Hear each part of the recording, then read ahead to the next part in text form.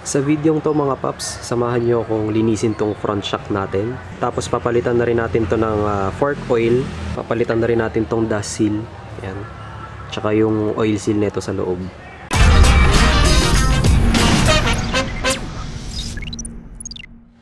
So yun mga paps, yun nga. Tatanggalin muna natin tong bolt cap gamit tong tool na to. Sa mga magtatanong kung saan ko nabili tong tool na to, ilagay ko na lang dyan sa description box yung mga Shopee link. Ayan. So gumawa lang din ako ng maliit na to para ayaw ko lang magasgas yung cap. So mas madali kasi magtanggal ng snap ring kapag may ganitong tool. Ayan. Ayan. Ayan mga paps, natanggal na natin. Ang huling gumawa pa nitong front shock ko, si AV Moto. Yan sila Sir Don. Almost 3 years na to nung huling nagalaw. So kailangan na talaga natin siyang palitan ng fork oil. Yan, pati dust seal. Kasi nga nagkakalawang na. Pati oil seal. So dahan-dahan lang natin luwagan kasi natatalsik yung bolt cap. Oh, bango. So ito yung bolt cap. Ayan. Yun nga, bale, sabi ko sa inyo kanina, sila Sir Don pa yung gumawa nito. Napalitan na rin yung stock spring nito. So, linear spring na yung gamit ko. So, sa kanila ko rin nabili yung linear spring. Kakaiba yung amoy ng oil. Ito yung linear spring natin mga paps. Ayan. Alam ko, nagbebenta pa rin sila ng ganun. So, sige, i-drain ko muna tong oil. Tapos, bubuksan na rin natin yung isang front shock.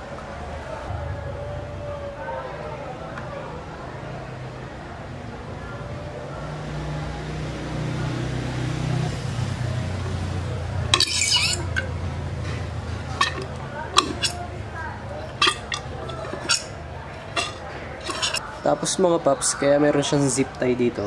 Tinignan ko kung saan yung maximum play nitong shock habang nakakabit dun kay Oreo. Ang pagkakasukat ko nun dito, parang umabot ata ng 60 mm. Titingnan ko pa kung ano yung maximum travel nitong suspension natin. Alam ko 65 ata eh. Pero mamaya, sukatin na lang ulit natin. Yan. So, sige. Tanggalin muna natin tong bolt cap. Okay pa naman, oh. Hindi naman kinakalawang. So, linisin lang natin to. Pwede pa to. Tanggalin na natin tong linear spring.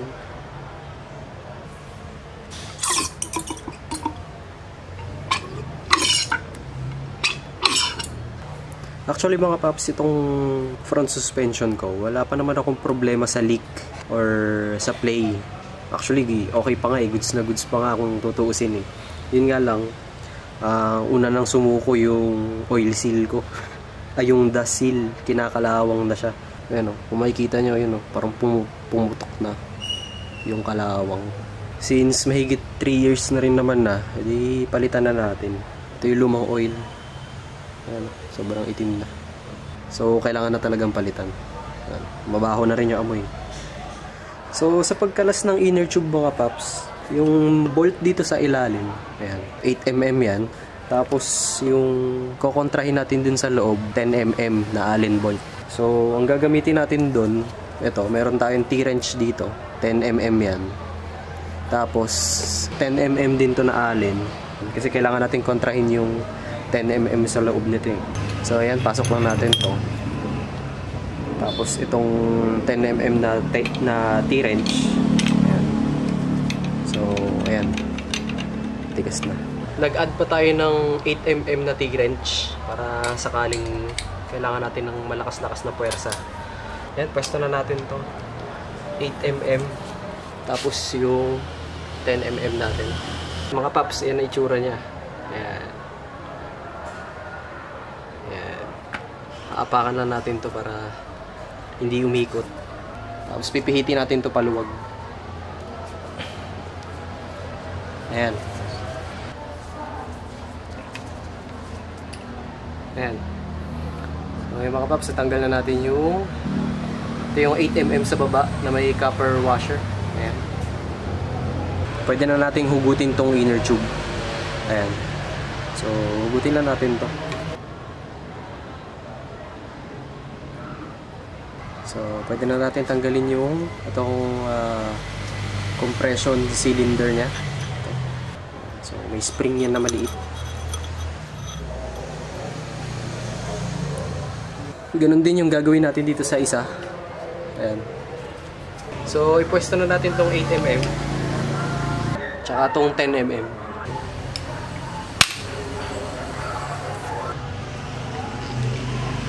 Ayan. Tugutin na natin tong 10mm. Ayan. Ayan. Tapos, sige, pwede na natin mahugot tong inner tube. Ayan. Tapos, tanggalin natin yung compression cylinder. Okay na. Next step natin, tatanggalin na natin tong oil seal na luma tsaka dust seal. Ayan. So, sisikwatin nyo lang naman yan.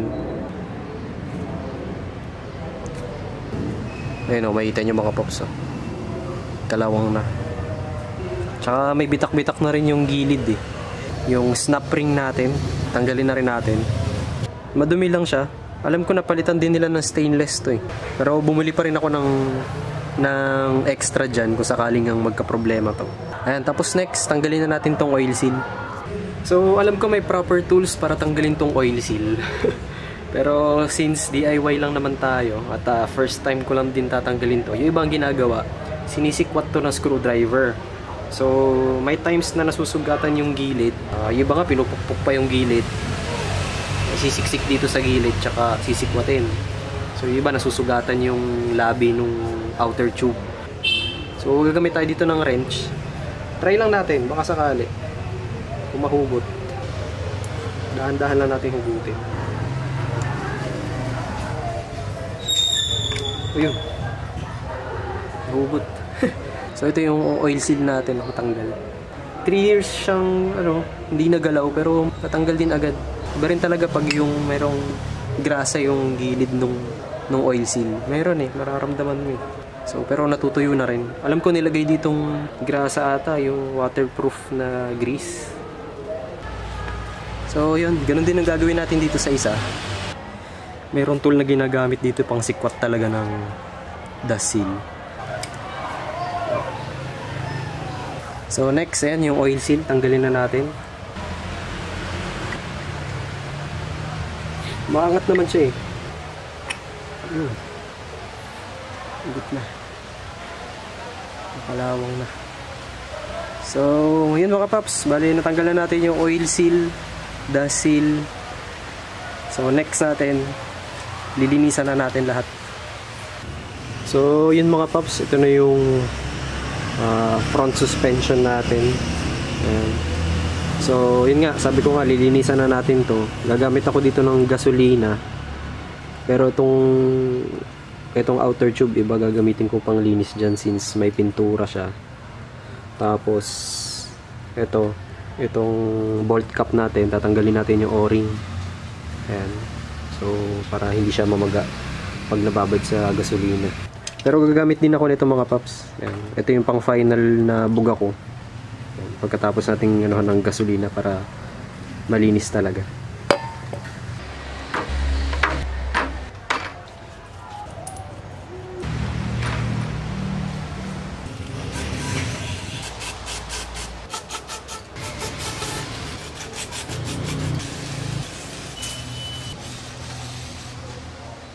So yun mga paps, okay na. Nalinis na natin tong front suspension natin. Dito sa o-ring natin, mukhang okay pa naman siya.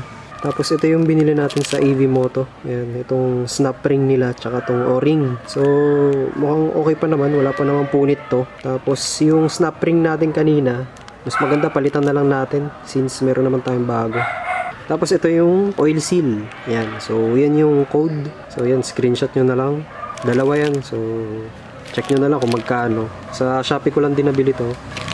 Tapos ito yung dust seal. Ayan. So dalawa din yan. So yun, i-assemble na natin to. Tapos lagyan na natin ng fork oil. Yun nga pala mga paps, sa mga magtatanong ng dimension nitong oil seal, 26mm yung inner diameter, 37mm tong outer diameter, tapos 10.5mm yung kapal. 26 by 37 by 10.5 tong oil seal natin.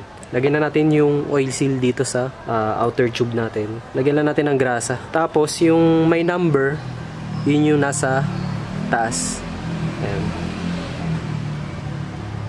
Para swabe lang siyang ipasok dito sa outer tube natin. Tapos ito mga paps, lagyan din natin ng grasa. Maganda sana gamitin dito yung mga waterproof na grasa. Mas maganda yun. Yun nga lang, wala ako nun eh. Ayan, high temp na lang muna yung nilagay ko. So ayan, lagyan na natin tong oil seal. Pwede nyo naman gamitin tong luma, pantulak. Malalaman nyo paglapat na kapag nakalabas na yung uka para dun sa snap ring. So yun, okay na. Ito. Next, nalalagay natin tong snap ring. Lagyan lang din natin ng grasa. Ayan, tapos pag pumasok na yung snap ring, yan, okay na yan. Next, yung dust seal. O, ayan, lagyan lang natin ng kaunting grasa lang. Dali lang naman yan ipasok.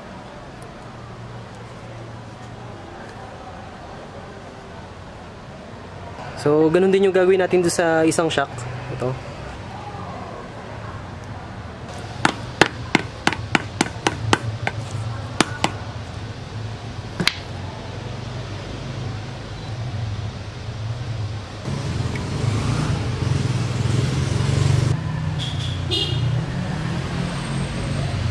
So, yun mga paps, na-assemble na natin yung outer tube.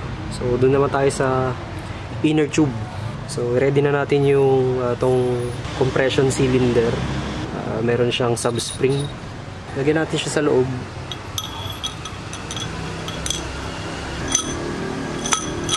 Ayan. Tapos dito mga paps, mag-spray lang ako ng kaunting ganito. Kaunting silicone lubricant, yan, para swabe yung baba ng inner tube. Tapos yun mga paps, pwede na natin ipasok.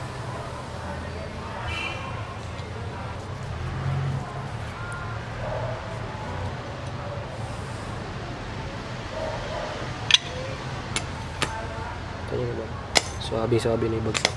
I-ready na rin natin tong 8mm. Yan. So yun mga paps, sa paghigpit na 8mm, ready nyo na ulit yung mga gamit nyo kanina. Ayan.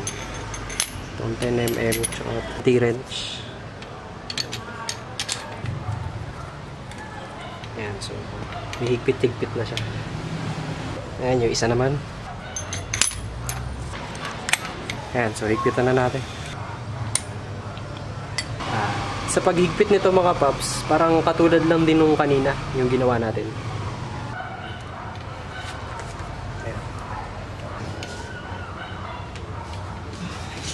So yun mga paps, nahigpitan na natin pareho.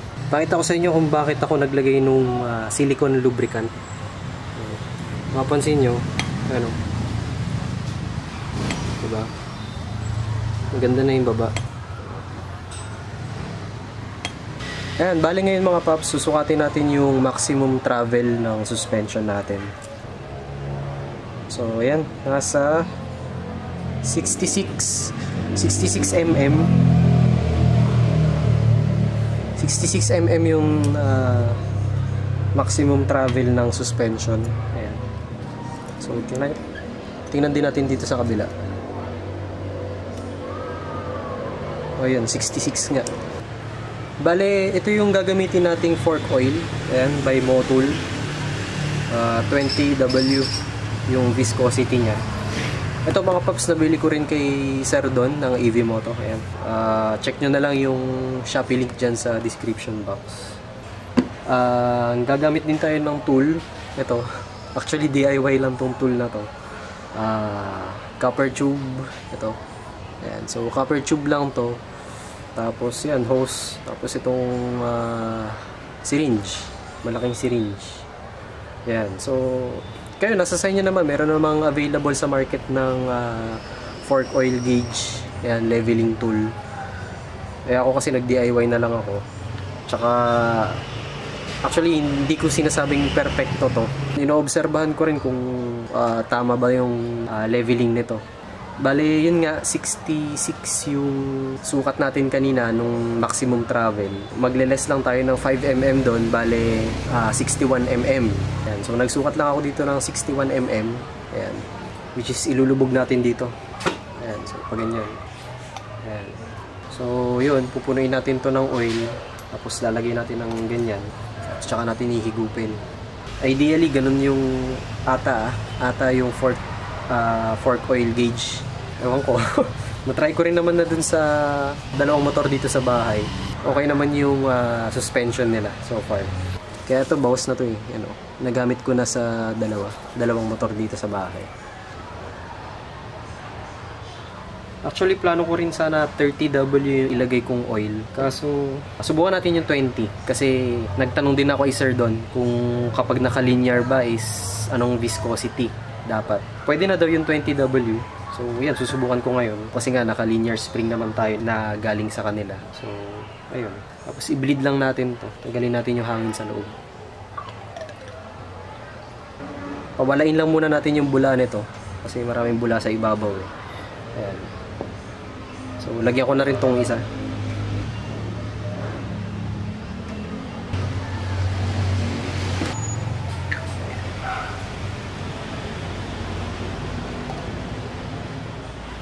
Kasi yun mga paps, pag okay na, syempre i-level nyo yung front shock. Yung sukat natin na 61mm. Ayan.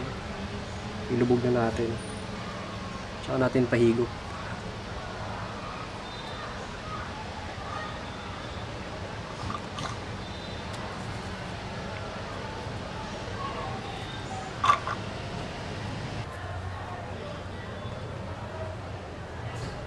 So yun yung sukat natin, 61mm.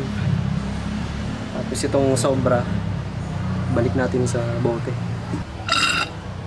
Next, ilagay na natin tong spring. Tapos next, ilagay na natin yung bolt cap. Tapos dito mga paps, mas malapad ang nasa loob. Ayan. Ito. Kumbaga yung itong O-ring, kung saan siya mas malapit, yun yung nasa loob. Diba kasi napagpapalit yan eh. Babaliktad nila. Tapos mga paps, nilagyan na rin natin ng unting grasa tong O-ring para suwabe siya pagpasok. Tapos lagyan na natin tong snap ring. Ayan.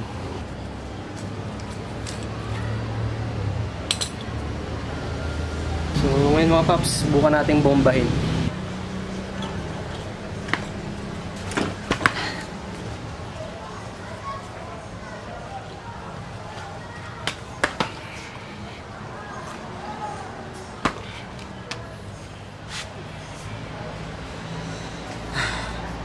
So, sukatin natin.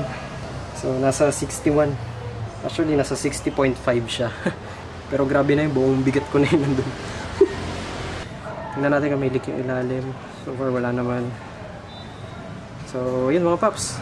Okay na. Bali yung isa, ganun din ang gagawin natin.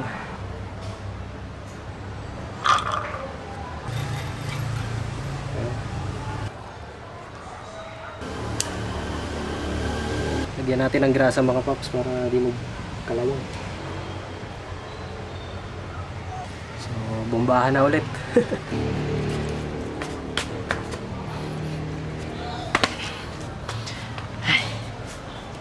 Ayun, 61. Yung isa 0.5, baka kulang lang din sa kaunting ano yun, pagod ako. So, yun mga paps, tapos na. Na-assemble na natin tong front shock natin. Ayan, so ikakabit na lang natin dun kay Oreo para matesting na.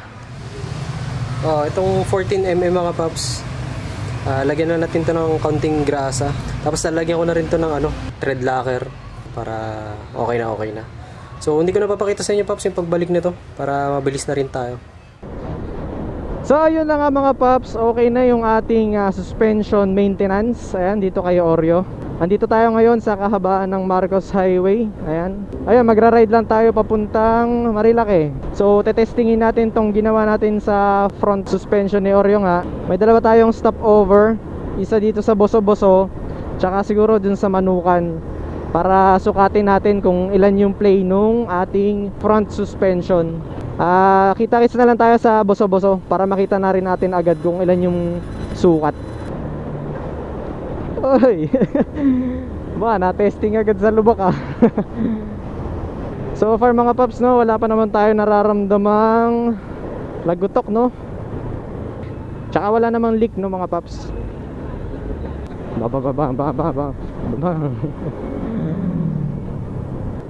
So yun mga paps, malapit na tayo sa Shell Boso-Boso. Kaya tayo may dalawang stopover kasi ang tetestingin natin dito sa unang point, Marcos Highway to dito sa Boso-Boso, eh yung ano, malubak-lubak na daan. Tapos mamaya, tetestingin naman natin yung cornering. Ayan. So susukatin na natin to. Ayan. Sa ilan to? Sabihin na natin 55 mm. Ayan. Kabila. Parehas lang. 55 mm out of 61. So, di ba? Actually 65 nga sagad eh. Ay 66 pinakasagad. Malayo pa para lumagutok. So next, check natin kung ilan yung sukat niya sa cornering. So ibaba na natin to ulit. Tsaka tong isa. Wow. Daragyan na tayo ulit. Next stop natin mga paps, sa Manuka na tayo. So yun, papasok na tayo dito sa portal. Pag dumadaan ka na dito, alam mo nang puro mga corner na yan. So pagdating sa corner, kailangan stable yung suspension natin eh. Hindi pa pwedeng matalbog or hindi rin naman matagal yung pagbalik. Kaya naman ang disadvantage kapag sobrang lapot nung oil na nilagay mo. Ang tagal nung play. Kaya dapat alam mo sa sarili mo kung saan ka mas komportable.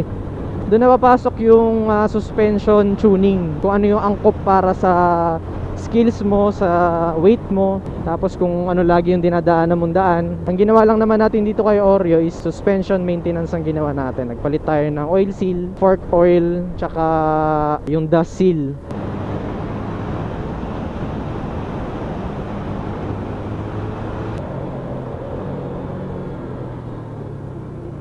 Dito na tayo sa Manukan mga paps. So yan, sukatin na natin ito. So mga paps, sumabot siya ng 52.5 no? Yan, 52.5. Sukatin natin tong kabila. So yung kabila mga paps, parang same lang naman din, 52.5. So yun na nga mga paps, goods na goods naman yung ginawa natin dito sa front shock o sa front suspension ni Oreo, no? All in all, okay naman. Hindi naman ako nakaramdam ng lagutok sa biyahe natin, no? Maganda rin naman para sa akin yung play. Okay naman din. Nasa sa inyo naman yung mga paps kung anong viscosity ang ilalagay nyo sa mga front suspension nyo. Pero dapat yung akma. So sa mga magtatanong kung ilang ml yung nilagay ko, actually hindi ko siya masasagot kasi nakalimutan ko rin naman sukatin din, di ba? Yung kung gaano kadami talaga kung base dun sa ginawa kong procedure. Yung iba kasi nakikita ko 60 ml lang nilalagay, iba 65, iba 70. So depende rin talaga. Inoobserbahan ko pa tong ginamit kong 20W. Pero so far, okay naman siya sa akin. Titingnan ko pa yung mga mas makakapal, yung 40W siguro o yung mga binebenta sa online. Sabi nila maganda naman din daw eh. So, testing natin sa susunod kung maganda nga yung mga yun. Tapos yun nga, ano pa, tawag dito? Yung DIY tools natin, no? So, kung may budget naman kayo, di bilhin nyo na yung talagang pang sukat. Shinare ko lang naman kung ano yung mga pinaggagawa ko dito. May mga nabibili na rin dun sa ano, yung tool na pantanggal ng oil seal. So kung may budget nga kayo, di mas maganda. Kung may mga question kayo or mga pwede kayong i-share na ideas, pwede rin naman, comment down below lang mga paps. Ang channel naman to is hindi naman sa ano eh, kumbaga parang nagsishare lang tayo ng mga ideas. Ang suspension maintenance natin, gagawin natin siya ulit after 10k to 12k or yung 1 year. So kung ano may mauna doon tayo magpapalit ng fork oil. Yung mga information na yun mga paps, nalaman natin yan kay Sir Don. Ayan. So shoutout ulit sa AV Moto, you know? Hindi sila madamot sa knowledge. Yun yung maganda sa kanila eh. So mga paps, siguro dito ko natatapusin tong video, medyo mahaba-haba na rin. So salamat sa pagsubaybay mga paps. At sana nakatulong to sa mga balak mag DIY or para magkaroon lang ng knowledge kung ano man na yung ginagawa sa loob ng ating front suspension, no? Salamat sa panonood. Ride safe always. The Boys TV signing out.